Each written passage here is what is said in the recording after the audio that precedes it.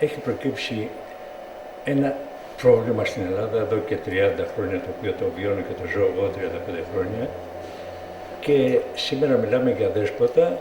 Εγώ θα πω ότι έχουμε αδέσποτη περιφέρεια και αδέσποτη πολιτεία, γιατί δεν υπάρχει μια πολιτική παρέμβαση της κεντρικής πολιτικής σκηνής ώστε να σκύψει πάνω στο πρόβλημα και επί του προβλήματος αυτού να μιλήσουμε και να συζητήσουμε.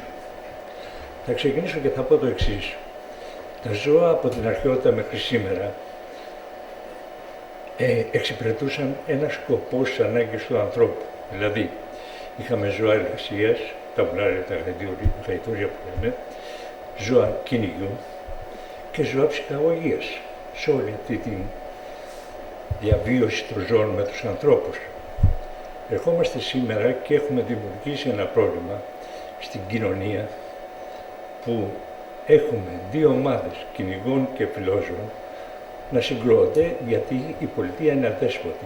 Η περιφέρεια είναι αδέσποτη, δεν είναι τα ζώα δέσποτα, τα ζώα είναι δεσποζόμενα, απλώς έχουν αφαιθεί έρμεα στην τύχη τους από κάποιους ασυνείδητους, και αυτοί δεν είναι ούτε κυνηγοί ούτε φιλόζωοι, είναι άτομα από τα οποία δεν έχουν ιδιαίτερη παιδεία και δεν έχουν την ευαισθησία την πρέπουσα στη στιγμή που πήραν ένα ζώο, το πώς πρέπει να το κρατήσουν και ποιες υποχρεώσεις έχουν.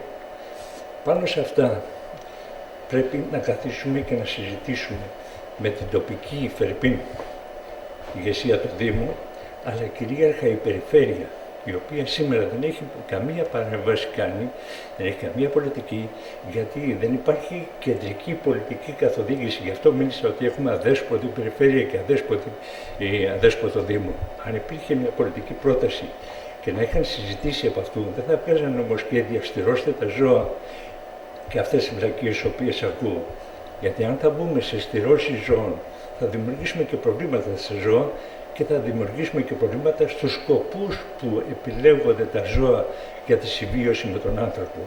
Αυτά είναι προβλήματα που μπορούμε να τα συζητήσουμε και να δούμε πώς θα φτιαχτεί ένα νομοσχέδιο. Πρέπει όμως η κεντρική πολιτεία να βάλει το θέμα, το οποίο δεν το έχει βάλει, και γι' αυτό τους χαρακτηρίζω ως αδέσποτους πολιτικά. Ερχόμαστε σήμερα να δούμε προβλήματα τα οποία εδώ στην περιοχή μας έχουν δημιουργήσει ζώα τα οποία έχουν αφαιθεί και έχουν αφαιθεί από όλους τους πολίτες, από όλες τις κοινωνικές ομάδες. Είναι μία ομάδα ή άλλη η οποία αφήνει, και να ρίξουμε ευθύνες σε μία ομάδα στην άλλη και να υπάρχει αυτός ο κανιβαλισμός κατά κάποιο τρόπο μεταξύ των ομάδων. Άρα πρέπει να καθίσουμε και να συζητήσουμε σοβαρά πώς πρέπει να λυθεί το πρόβλημα. Και θα πρέπει να έχουμε μια θεσμοθετημένη χρηματοδότηση, κάτι το οποίο γι' αυτό η πολιτεία, λέω, απέχει. Θεσμοθετημένη χρηματοδότηση για την πανίδα, που πρέπει να μην αγγίζει μόνο μία κατηγορία ζώων. Έχουμε την πανίδα ολόκληρη, η οποία πρέπει να προστατεύσουμε. Εκτός από τα ζώα τα οποία έχουμε στην πόλη, πρέπει να προστατεύσουμε όλη την πανίδα. Είναι μεγάλα θέματα, σε λίγο δεν θα έχουμε πανίδα. Δηλαδή έχουμε φυτοφάρμακα ανεξέλεκτα, σκοτώνονται και καταστρέφεται αυτή τη στιγμή πάρα πολλά ζώα στην Ήπεθρο. Δεν έχει δημιουργηθεί μια ομάδα, το βάζω σαν πρόταση, παρότι αν θα μπούμε σε μια συγκεκριμένη συζήτηση το τι πρέπει να κάνουμε, έχω πιο ολοκληρωμένη πρόταση να καταθέσω. Αλλά πρέπει να το πω τώρα, γιατί επήγει κατ' εμέ και είναι αναγκαιότητα να δημιουργηθεί αυτός ο φορέας, ο οποίος θα μπορέσει να προστατεύσει την πανίδα όλη, όχι μόνο τα σκυλιά της πόλης, και να συζητάμε μόνο για τα σκυλιά της πόλης. Πρέπει επ' αυτού του ζητήματος να καθίσει η περιφέρεια και η πολιτεία να συζητήσει σοβαρά το θέμα και το πώς θα χρηματοδοτήσει για να λυθεί όλο αυτό το πρόβλημα. Το νομοσχέδιο δεν με βρίσκει καθόλου σύμφωνο, γιατί τη στιγμή που άκουσα ότι θα επιβληθούν στηρώσεις, καταρχήν θα χαλάσει το σκοπό το οποίο έχουμε για τα ζώα. Το δεύτερο, ένας ακροτηριασμός, δηλαδή ένα χειρουργείο σε ένα ζώο, εγκυμονεί κινδύνους. Και η εγκυμονεί κινδύνους ξέχωρα για την νάρκωση ή οτιδήποτε για την επέμβαση, αλλά τα ζώα τα οποία στηρώνονται αφαιρούν ένα όργανα, αφαιρούν ορμόνες, οι οποίες δημιουργούν και προβλήματα. Δηλαδή έχουμε ακράτειες στα ζώα, σε μερικά ζώα από αυτά, που θα πρέπει να παίρνουν φάρμακα για όλη τη διάρκεια της ζωής τους μετά.